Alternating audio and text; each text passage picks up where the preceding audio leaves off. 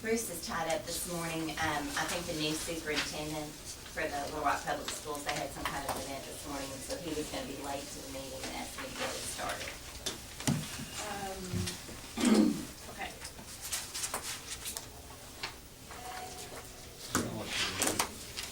So we'll call the May 16th meeting of the Police Pension and Relief Fund to order.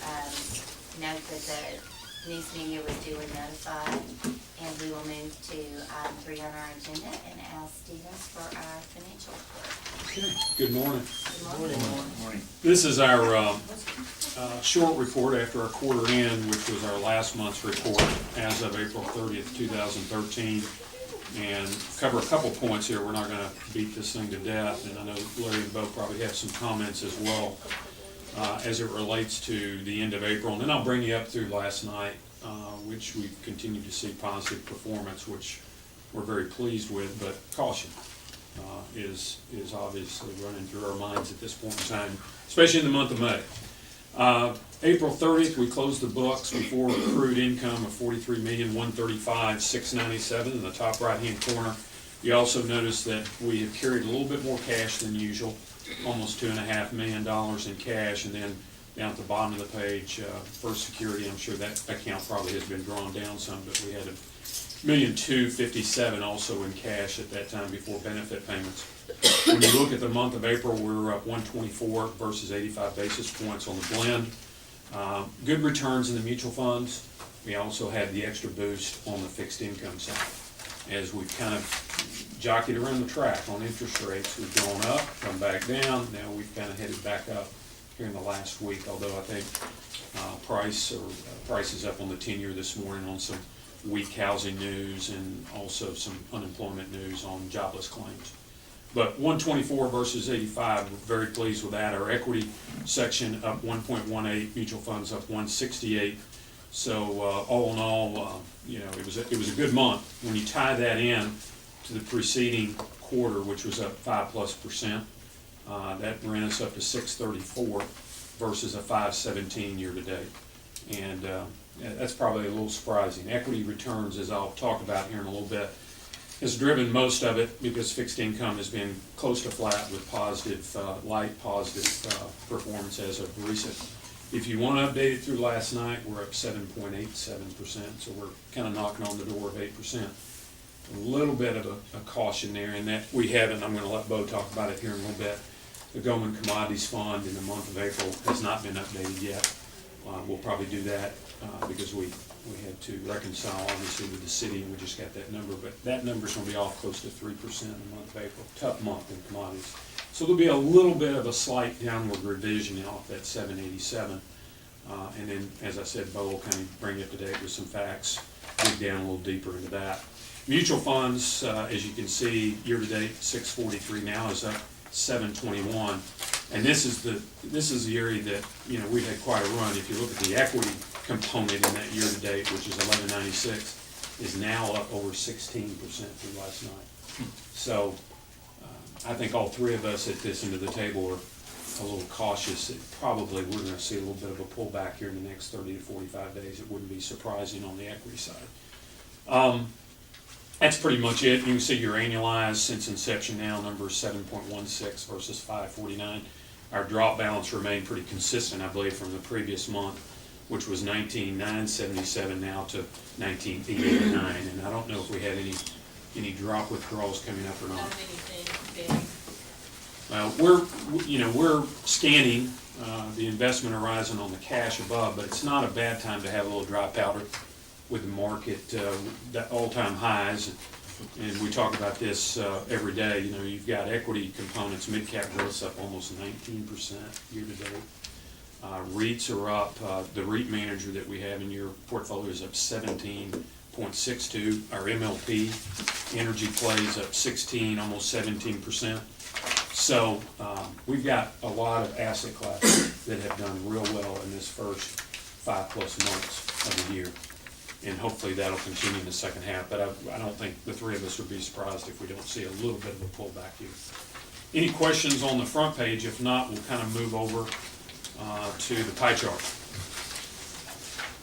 we're running basically at an equity component of 42, almost 43%. Obviously, if you update that, current, we're well above 43, probably knocking on the door 44% because of the appreciation factor of the funds and managers that we have. And then you see the other component, 19.9, which is the real estate, mezzanine, and Goldman. The last conversation I had with Kevin Smith at Prudential was very positive. It pretty much falls in line with what you're seeing in the REIT complex too, being up 17%. So I think their numbers right now, what they're looking at for the rest of the year, probably going to be a little bit outside of and more positive than what they previously looked at the first of the year. So all in all, we kind of like our mix here. I'd say if we make any changes, this morning the news on the jobless claims, that number jumped up a little bit. It's the first time in probably 6 weeks, 7 weeks. Yeah. Some earnings news from Walmart wasn't favorable. CPI, PPI, very, very tame. We've got energy prices year over year down 13%. So from an inflationary standpoint, we don't see any problem with that at this point. We still believe long-term we're going to probably see that down the road. And that's had a factor as well as a strong dollar on the commodity complex that Bo will talk about. Our mix, growth to value, and international, our developed growth has done well. Developed markets have done well on the international side. We're still in negative territory on emerging markets, about 1.31%. That's kind of a catch right now. Long term, we still like emerging markets. Short term, it may be a little fuzzy as China grips their situation over there from a standpoint of a lower GDP, a little bit of a real estate bubble, and what to do with interest rates. All central banks continue to cut rates and provide quantitative easing. The big news here is basically what's the Fed going to do as far as pulling back on that or keeping that in line at $85 billion a year. And I know Larry and Bo probably have some comments on that. The only other thing I will say is there was a report in Wall Street Journal of May 2nd about bond managers buying equities within their portfolios. So I got to thinking on all of our portfolios to go and look and just see if any of our main managers like PIMCO and BlackRock, JP Morgan, were buying any equities within their bond funds. And what this is a lot of the bond managers are reaching out for yield and they don't want to continue to buy bonds at the levels that obviously the prices have gone up. And within their prospectus, in many cases, they have the ability to buy up to 20% in other asset classes. So you've seen some of these bond managers, I think to the tune of about 342 bond managers adding equities to their bond funds, which is not something the three of us would like to see because we want to be able to control the amount of equity exposure we have. And that's style drift, obviously. We have two managers that have a fraction of 1% in equities. So it's not a consideration right now with our bond managers, but it'll be something on a monthly basis that we'll continue to check to make sure they stay within their mandate, you might say, of buying fixed income securities. So I did want to kind of make you aware of that. I don't think that's going to be a problem with the managers we have. It's more the secondary managers that do that. What is our bond exposure? If you go to this pie chart right here, separate accounts 1.09 and then 30.25. So, we're roughly now, Fair's probably still around a 31 to 32% range. Bonds? Bonds. Fixed income. I should say fixed income. Some of that is the high yield secured debt fund that we bought with Goldman. But it's going to be intermediate to short for the majority of that. We don't have anything on the long end to speak of. But that's our fixed income exposure currently. And that's something, obviously, we're probably a little bit more concerned with as interest rates, if they do start increasing. From, let's say, early April to April 29th, we had an interest rate on the 10-year that was north of 2. It went down to 166. Now it's back up to 191 this morning. So we've done this round trip a few times. We're not getting a lot of appreciation out of that. We're just basically earning coupon on a lot of these funds, but we are on the short end of the curve. And that's probably where we'll stay. But if we trim that as rates start going up, then we're going to look at some alternative investments, obviously, to invest in. We'll be cautious about that, though. Okay. Bo, you want to talk about the Goldman Fund? Sure, real quick? sure. One quick point to echo Alex's comments on the month of April fixed income wise. spoke with portfolio manager of the Goldman Sachs Strategic Income Fund, and indicates that April was probably the best example of why you want to own strategic income in your portfolio. So as Alex mentioned, the risk involved of traditional fixed income, whereas the longer, say the 10-year part of the curve on through 30 on both investment grade credit and U.S. Treasuries are negative for the year. So having that unconstrained ability to be more opportunistic in fixed income is certainly proved to the advantage, where the fund is up north of 5% for the year. You're having some other traditional fixed income managers struggle, and Alex mentioned trying to find yield in asset classes that really probably shouldn't be into the fund. So again, April was probably their best marketing month, really, from a perspective of having rate flexibility going back and forth. They do think that the 10-year will hit 2.5 by year end, although I did read a report this morning, if you're a technical analyst, that the 10-year Treasury is moving through its 200 moving day average, and if it does, it's called a death cross, and it means it'll go below 1% yield. So just another kind of monkey wrench in there, but again, kind of why we allocate money into the strategic income space. As Alex mentioned, Goldman Sachs Commodity Fund had a difficult April, and to give you an idea, commodities in general, there's 22 commodities represented in the Dow Jones UBS Commodity Index. Only 3 of those 22 are positive for the year. If you go back the last 3 months, the UBS Commodity Index is down over 6%. The Goldman Fund is hanging in right just below 3%. If you look at the 3 commodities that are positive for the year, it's cotton, soybeans, and natural gas. I'd say natural gas is probably the surprise, where everyone thinks that natural gas prices eventually will move higher. The amount of supply that we're continuing to have on the market as you extract more gas from the ground in the U.S. Economics would seem to indicate that the more supply you have, the price should decrease, especially as we're moving through into summer months. But that's not the case. It's been a really good play where you've seen money rotate out of some of maybe the metals, where metals have had a difficult year so far, and going into some of the energy funds. Goldman's strategy right now, or their biggest conviction, is they're actually short energy on the front end of the contracts. So when they're buying, when they're getting exposure into the commodities, you're buying into contracts, and so they're short the front end contracts, meaning the near term months, and longer dated further out, at least about 6 months to a year, when they think commodity prices will increase, energy prices will increase. Some of the monetary moves we've seen internationally, specifically Bank of Japan's $1 trillion easing they've done. If you go back and look at history on what $1 trillion ease, it's never happened, but that much monetary easing into the system would indicate, based on history, that it should move gold prices higher.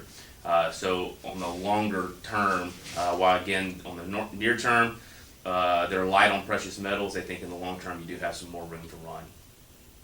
So beating the index, not where they want to be. They certainly aren't happy to have negative numbers, but kind of taking the scope of where we are in the commodities landscape right now, that they're certainly doing more so than their peers. So a couple of key points. Strong earnings, low interest rates, improved consumer sentiment have all led to optimism that's driving the market. Most of the money that's funded this market run has come from cash. As we all know at this table, if interest rates go up, bond prices go down. And people have had a great experience in bonds over the last several years. So if rates start to go back up, you're going to see this disintermediation take place out of those bond funds. We think that's going to come to the equity market. Both J.P. Morgan and Goldman Sachs reported last month they think we're going to have a really strong year end. If that's driven by cash flow, so primarily retail investors have not come back into the marketplace since 2008. They were, for good reason, partially, but they went to bond funds. They've had a really good experience, but in the event that changes, with that asset class could be the funding source to continue to push this market in 2013. So a whole year's worth of results in 5 months. The 3 of us know the same, but they usually say sell in May and go away, which means go away for the summer. That's not been the case here because there's so much momentum in the marketplace. So We do feel like it could get a little choppy here between now and the third quarter, but really good results, guys. We had a P&T meeting earlier this week, and you guys are playing ranked very nicely among the peer group, and just good return for these closed plans to be able to earn these kinds of results. Appreciate it. Yes, sir. Good job. I did get the number, Jenny just got me the number, 773 with the GOPA adjustment. So it made a whopping 14 basis points. So it's just kind of good to know, even with a really tough month on the commodities front, because the allocation, 14 bips I can live with. Not that we want to see that consistently happen, but it is good to know, so. I will tell you that the other, if this market does pull back, the low interest rate environment and people seeking yield, people are taking on more risk than they traditionally would under normal allocations. That's called a risk-on position, and typically risk-on positions breeds risk, and they feel like they're late getting in, and they get in late, and it's just, it's a self-fulfilling prophecy that those that wait pay. You can't listen to last night's news and decide what to do in today's marketplace. Any questions for us? Good Great report. reports. Thank you. Appreciate it. Thank you, appreciate it very much. See you later. We'll move on to the approval of the April meeting minutes. Family all okay? Yes, we're all good. It's finals week at our house. Crazy.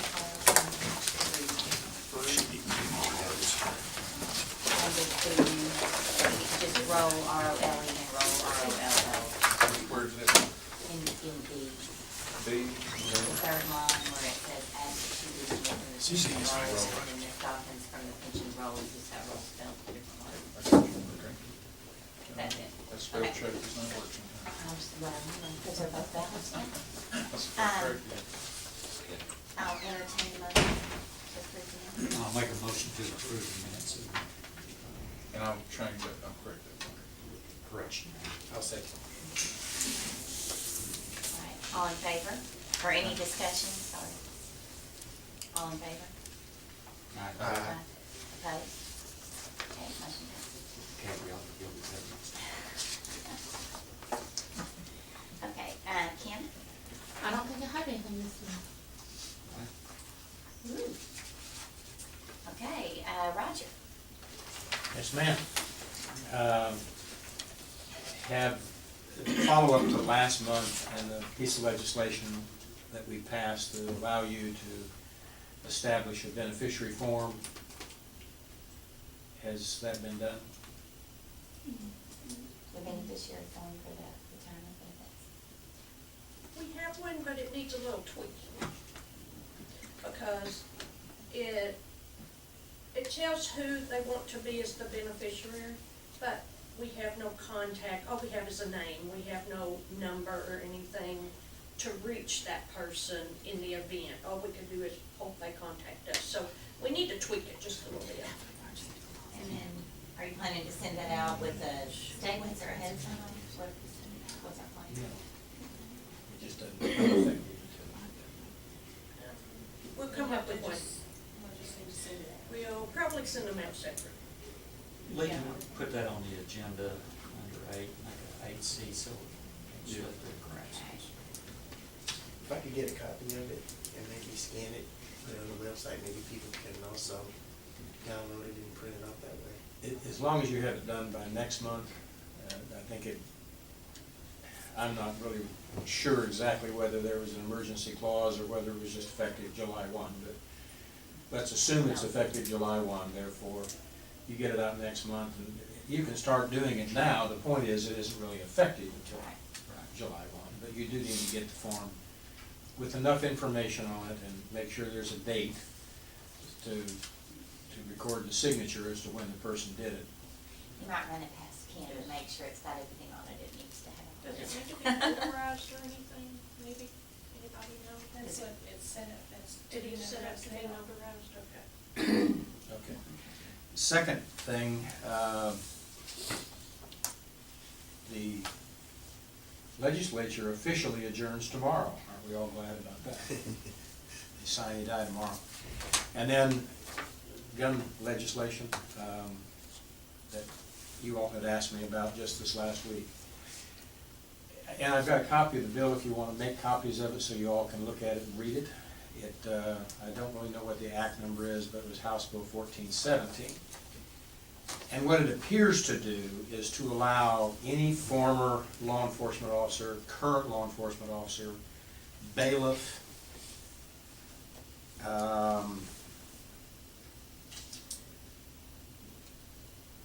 court bailiff, county sheriff, and then they go on to expand it to reserve officers and so on and so forth. Says that all these people, as long as they've met requirements, and their chief or their sheriff has certified that they are truly recognized in that department to have concealed carry permit, et cetera, qualify. Then you get down to the last paragraph, or not really the last paragraph, but the last page. And it says that you have a concealed handgun may be carried by any retired law enforcement officer or retired auxiliary law enforcement officer acting as a retired auxiliary law enforcement officer who, and then there's A, B, C, D, E, F. And we get down here to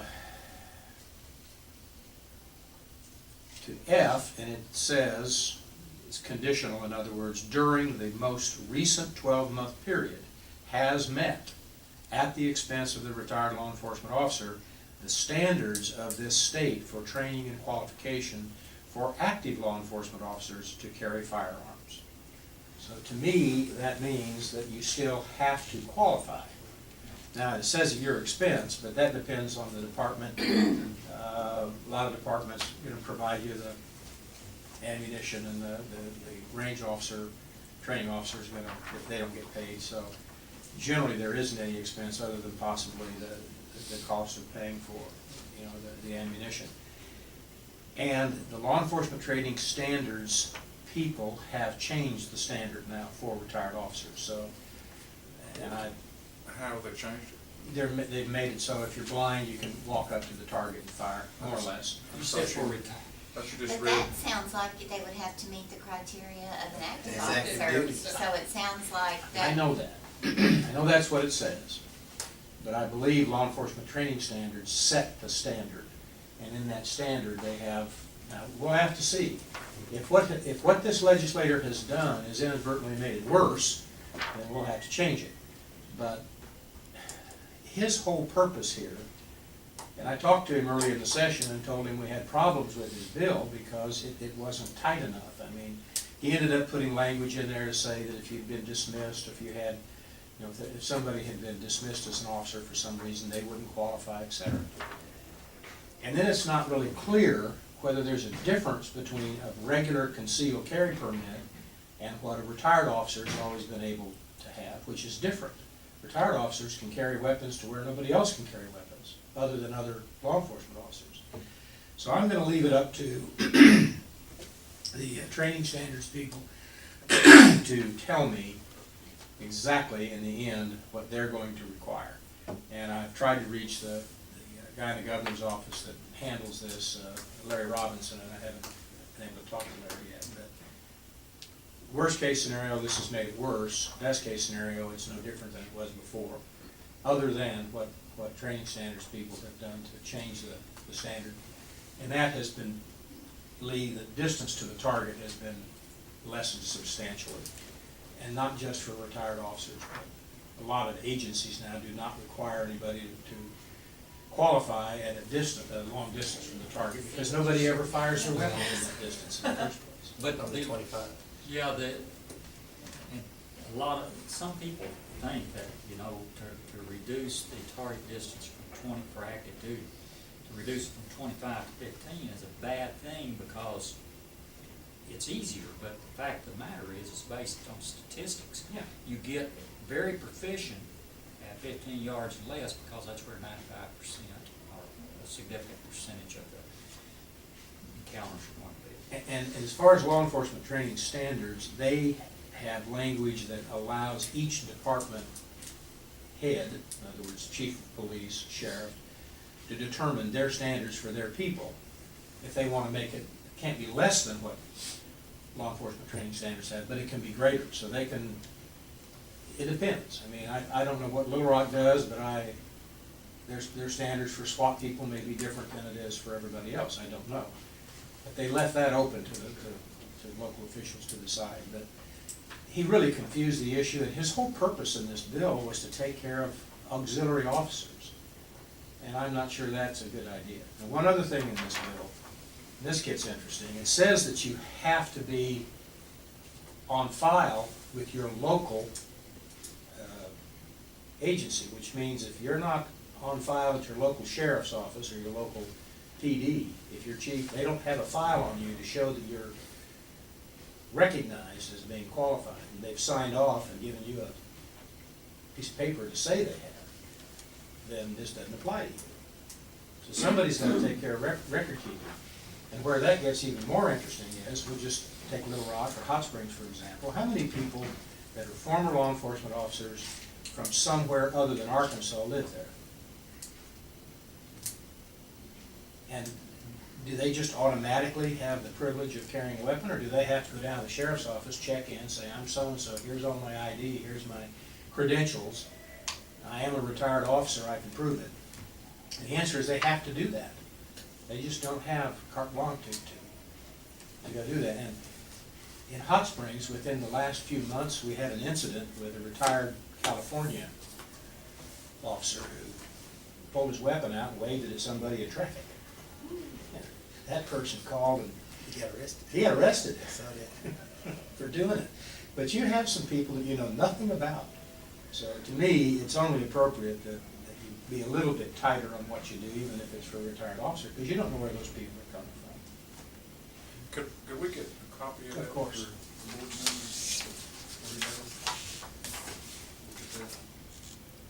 So in other words, you didn't help us, mate, did you?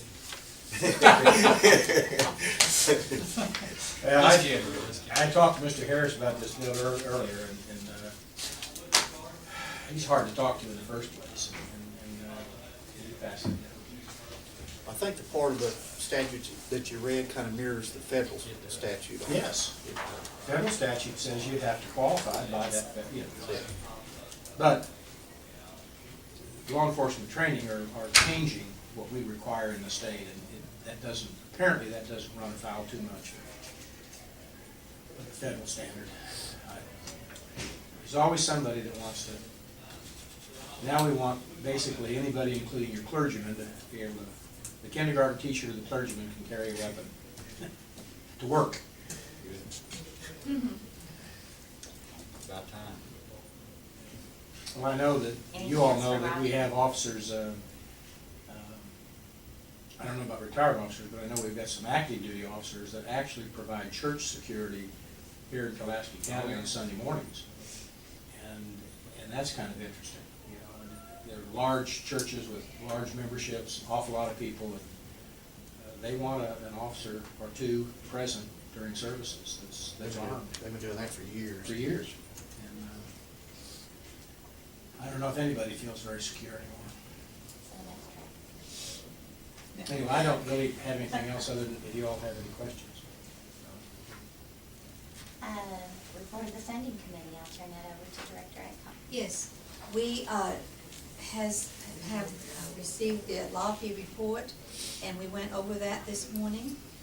We looked at it in comparison with the report that we had earlier from Mr. Carrero, and we would like to recommend to the board that we ask Mr. Carrero to take the LAFI report and do us another projected liability balance using the 3% and the 2.5 and the 2% COLA.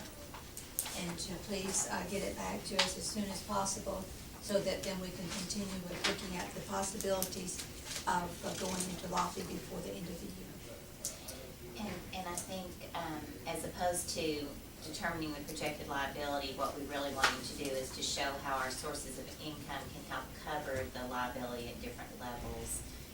Using all the figures from the LAFI report. All the sources that we have used in the figures in the LAFI report. So is there a motion to that? So moved. I second. Okay, any further discussion? Are we authorized, like, we'll have to contact Jody and he would Fine. give us, I guess his price, is there any cap you wanna set on that or anything? I'm sorry, when when we request that I certainly Jody do this, Okay, Ronnie. is the board authorized to make it, or the administrative staff authorized to make a payment for those services? Yes, I would think so. Which we have Go ahead, you to make a have. motion.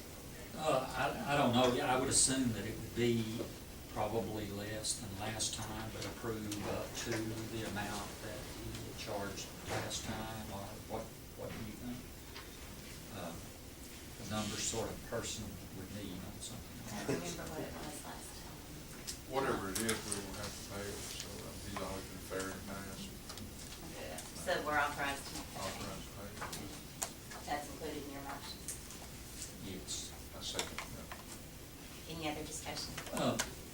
He, to make sure I understand, he will take the lumpy consolidation report study and review it, and then he will, perform basically much the same report that he did previously while considering the LAFI report and the information in that, as well as updating the financial numbers from year end 2011 to 2012. Is that basically? Yes. All in favor? Aye. Any opposed? We'll ask Jody to do that, and we'll ask him if he can to be prepared to discuss that at our next meeting. And we'll look at everyone's calendar and let y'all know if we need to try to adjust that meeting Meeting, time. appreciate it. Okay, report from the treasurer. They distributed the financial report separately, so you got that in a separate handout instead of in your packet. This is the report year-to-date through April. We made some minor adjustments to the first few months, in reconciling with primarily just, printing and postage fees that are passed through from the city and making sure we're on the same same schedule as what the city had. But as Larry and Bo just presented, and Alex, the fair market value of the plan assets as of the end of April were $44,392,926. Of that, on line 46, you'll see $43,138,411,000 was managed by Stevens. The $1,257,741 was in First Security Bank. The drop balance at the end of the month was just under $20 million at $19,889,732. On the next page, you'll see that we received a property tax receipts of $333,505 during the month. The city's sales tax contribution of $41,667. So year to date, that's $166,667 in the sales tax money and $576,924 in property tax. The total receipts before any expenditures for the month were $406,109, and that also excludes the investment returns. The expenditures of the fund before drop were $600,146, of which $596,685 were regular benefit payments. There was a distribution of $90,500 from the drop funds. So before investment returns, the fund had a net loss of $284,537 for the month and $1,816,457 year to date. However, we've had very good investment returns. And so you'll see that net of the investment manager fees, the investment returns for the month were $478,363, and year-to-date, over $2.6 million. So for the month, the fund had positive net income of $193,826, and year-to-date, just under $800,000 at $791,474. You'll turn the page, you'll see our non-benefit expenditures that were paid during the month. We had our annual Municipal League Defense Program payment. We also had our death audit reporting annual payment. And then just a little bit in office supplies. Other than that, it's the regular meeting expenses, a little bit of printing and postage. And so, for the month, it was $4,692.11, year-to-date, $18,963.82, and still no attorney's fees year-to-date. You'll flip flip the page, we have no, retirees or, additions to the pension rolls this month. And Ms. Garrett has continued to make her monthly payment. We received $150 again this month. That concludes the financial report. I'll make a motion to approve I'll second. both reports. Okay. Any discussion? All in favor? Aye. Any opposed? Okay. Discussion of website. We're, got over 20,000 hits. We're still receiving about 50 to 60 hits a day on the website. And as usual, I'm asking for anything that anybody has they'd like me to add to the website. I know we're gonna try to get the death benefit form, if we can put that on, and maybe a copy of the bill also, I can scan that and get it posted for the membership to view. That's it. Okay.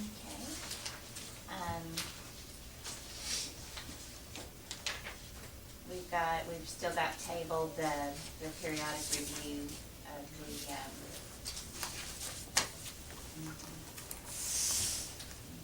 let's see, is there any fund member comments? Any other business? Just on the, if we do need to reschedule the June meeting, we would need to probably check with David Clark. That's it, it'll be here. David Clark and Jody both have the June meeting already penciled in on their calendars. I've already talked to them both about the June meeting. But I think Sarah told us she's gonna be out of town, so we Well, may have I'm to supposed to reschedule. Right, yeah, she is supposed to be out of town, so. What's the most logical date for the June meeting? You know, let's look at Bruce's calendar and see. I think Thursdays are usually fairly good for him, so we'll just see what his schedule is. We may just move it a week. Early in the month or late? I don't know, I'll have to look at his calendar. But we'll let y'all know that as soon as possible. I'll check Yeah, on I'll that. check with Laura. Okay. Is there any other business? I'll entertain a motion to adjourn. Second.